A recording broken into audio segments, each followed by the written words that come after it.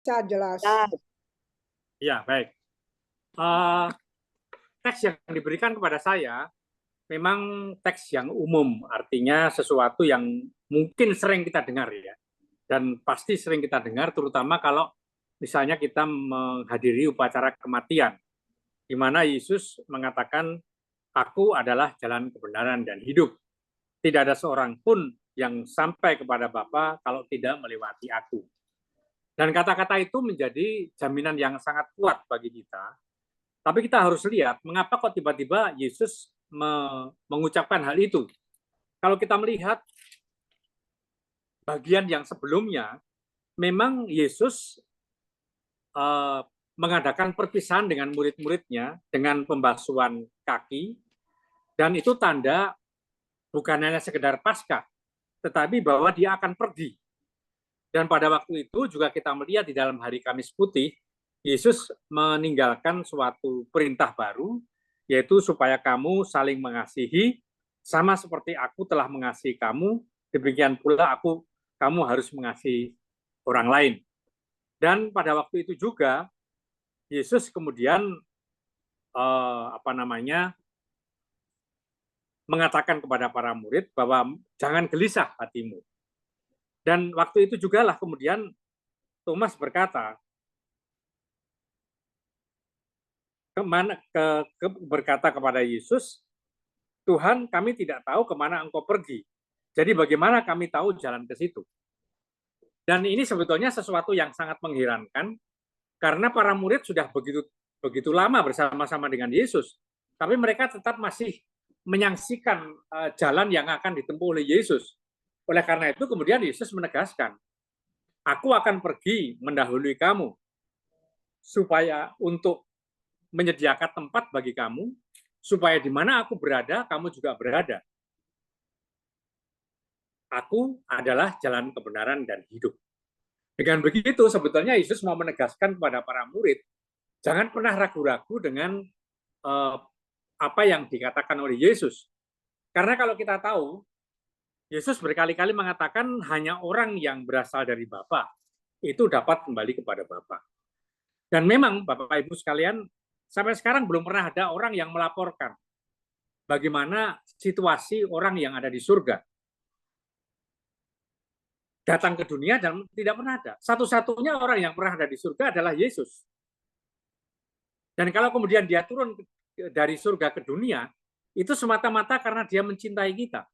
Sebetulnya Yesus itu sudah enak-enak di surga. Tapi lama-lama dia melihat bahwa kalau saya tidak turun, berarti mereka semua akan masuk neraka. Maka mungkin Bapak Ibu sekalian pernah mendengarkan khotbah para pendeta yang mengatakan Yesus itu seperti seekor kelelawar yang memasuki gua. Karena di situ banyak sekali kelelawar yang di dalam gua tidak bisa mendapatkan jalan keluar. Mereka terbang ke sana, nabrak ke sana, nabrak ke sana, nabrak ke sana. Nah, kalau yang masuk bukan kelelawar, pasti mereka juga merasa asing. Tapi yang masuk adalah kelelawar, Yesus. Dan kelelawar itu menunjukkan, itu loh jalannya. Lalu begitu kelelawar itu keluar itu, semua lewat itu dan semua selamat. Nah, itu persis Yesus dengan mengatakan, "Aku adalah jalan kebenaran dan hidup." Karena apa? Karena dia hidup sebagai manusia. Dan dengan hidup sebagai manusia, maka dia familiar dengan kita. Dan meyakinkan kita, jangan ragu-ragu, kamu berkawan dengan saya. Dan Yesus menjadi orang yang sangat populer pada zamannya, bukan hanya karena dia ini orang yang sangat bersedia untuk menolong, tetapi justru dia datang pada orang-orang yang berdosa, pada orang-orang yang oleh masyarakat itu dianggap sebagai pendosa publik misalnya. Entah itu pemungut cukai, entah itu para pelacur, dan itu yang justru didekati oleh Yesus. Dan kita melihat bahwa pendekatan Yesus kepada mereka itu bukannya tanpa resiko, karena orang mengatakan, "Loh, ini anak Allah kok bergaulnya dengan orang-orang berdosa." Tapi kita melihat Yesus mau menunjukkan persis fokusnya, ya saya datang memang untuk orang-orang berdosa. Maka kalau kita melihat perumpamaan mengenai domba yang hilang, ada 100 domba, 99 itu dibiarkan sama dia.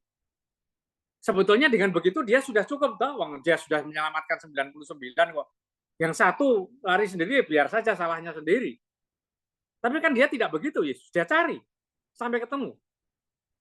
Harga domba itu sekarang kira-kira 3 juta satu.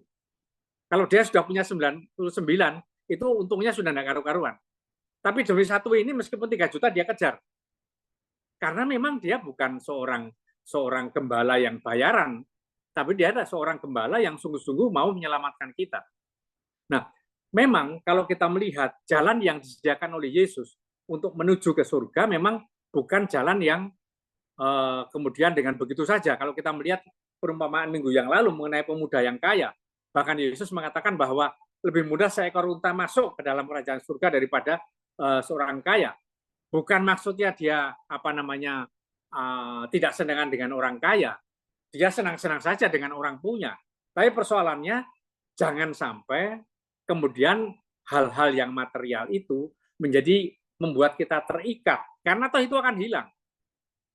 Kita akan kembali ke surga tidak dengan membawa apa-apa. Maka keterikatan itulah yang sebetulnya yang mau dikritik oleh Yesus. Nah, bahwa jalan ke sana itu menjadi sulit tergantung dari kita.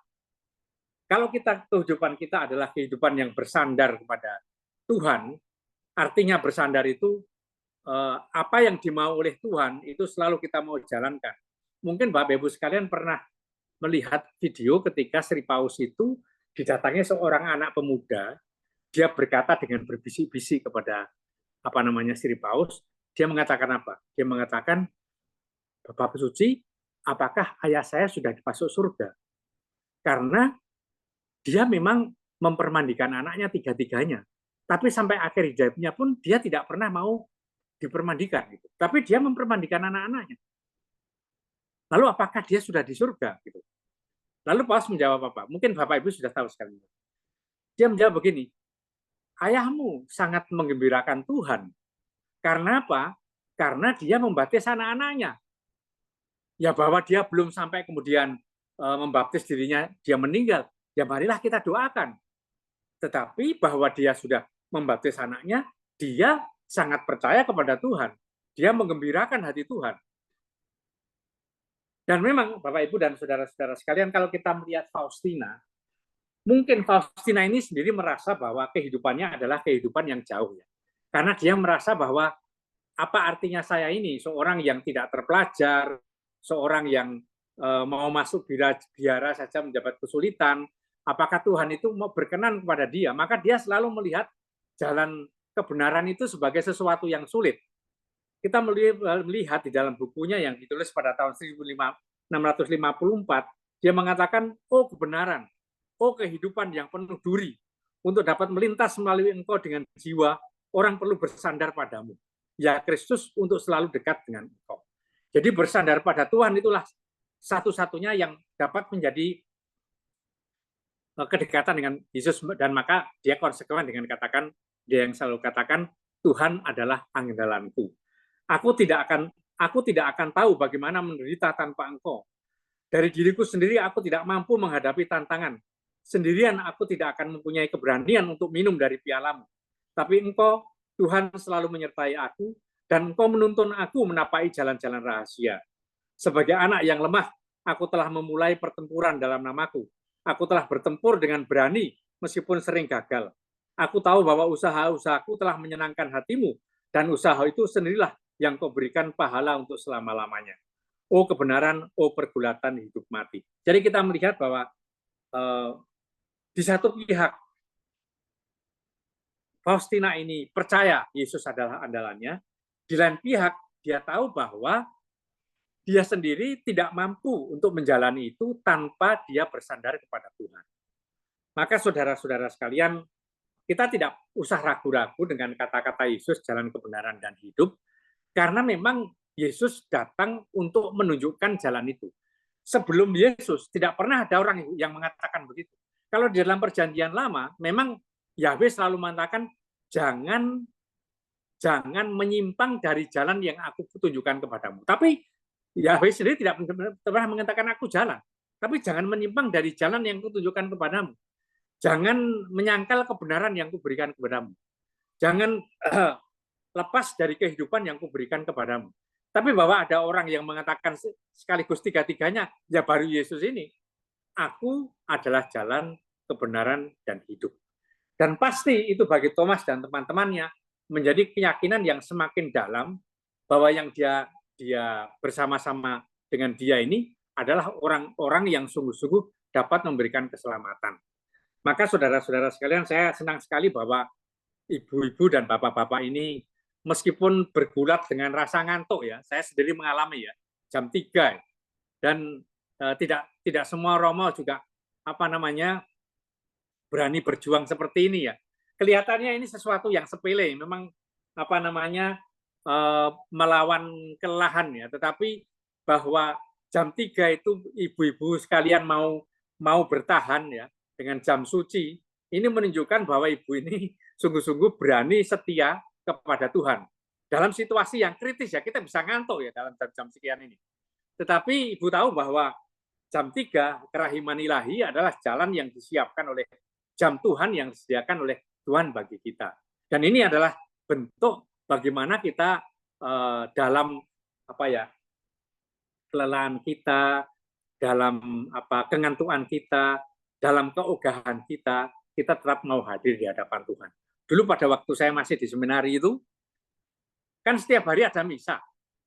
Lama-lama itu kan ya bosan tuh misa tiap hari, dan kadang-kadang ya kalau selalu kita bangun dengan fresh, kadang-kadang kita ngantuk, baru pembukaan sudah tidur lagi. Lalu saya bertanya sama Romonya, Romo, mengapa kita harus misa setiap hari? Padahal kan kita tidak selalu siap dengan misa itu. Kadang-kadang kita ngantuk, nggak siap, bacaannya nggak terdengar.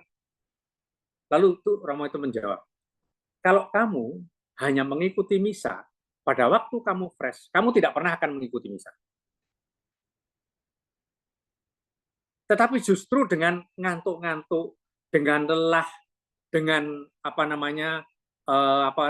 menguap, kamu mau hadir di hadapan Tuhan, Tuhan sangat menghargai kamu. Kamu dalam situasi itu justru menunjukkan kemanusiaanmu di hadapan Tuhan. Dengan segala kelemahan, saya mau tetap setia kepada Tuhan. Dan ini juga yang dilakukan oleh ibu-ibu sekalian. Maka semoga tema kita, Jalan Kebenaran dan Hidup, sungguh-sungguh lebih menguatkan kita bahwa jalan yang sudah kita tempuh dengan kelompok kerahiman ilahi ini adalah jalan yang benar. Amin.